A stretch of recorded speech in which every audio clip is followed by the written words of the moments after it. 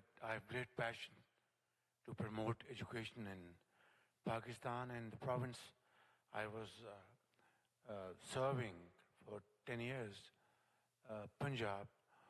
Over there, most definitely I had transformed education. But as I speak, we still have 25 million children out of school. Even though during the years in Punjab, I had introduced multiple initiatives to promote education and empower those segments of society which could not afford education for the children. For example, Punjab Endowment Fund, it provided voucher scheme to boys and girls to get admission in schools in their areas within that amount. Punjab Education Endowment Fund, it benefited hundreds and thousands of students who were high achievers but came from very poor background. This endowment fund is probably the largest in South Asia.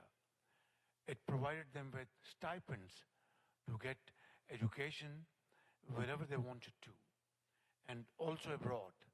Number 3, I built Danish schools, not Danish.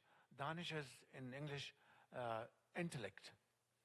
And this was for poor children, orphans, who were very talented, but had no means to have access to education.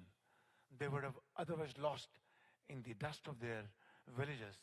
I built them beautiful schools with dormitories, with smart boards, with quality teachers, books, bags, everything. And today, they're engineers, doctors, and so on and so forth. Then vocational training, skill training, with the British DFID and Punjab's partnership, we started skill development, and this was not about brick and mortar, no.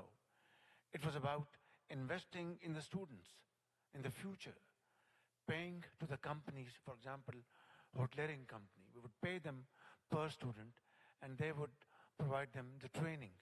We didn't build buildings or brought machines, no corruption, no nothing. So this was, I think, a game changer. But 25 million children today, even today out of schools, is a big challenge. Now, who's the culprit and where's the problem? SDGs, as you know, the gap runs into trillions of dollars. And countries, developing countries like Pakistan, can have to struggle to raise finances. Why? In 2022, we had the worst flooding in our history out of climate change. And for no fault of ours, none whatsoever. We do not even contribute even a fraction of a percent in terms of emissions. Those who play with trillions and are responsible for these emissions, they have to share their responsibility and come to the help of these developing societies. It's very important. Otherwise, this unbalanced, unjust, unfair system will lead to nowhere. 2, and importantly, we faced terrorism after 9/11. It was pushed into our borders. 80,000 Pakistanis were martyred.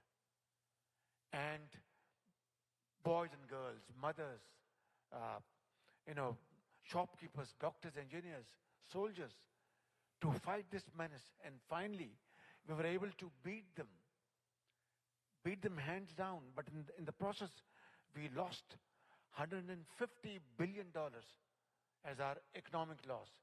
During these floods in 22, $30 billion.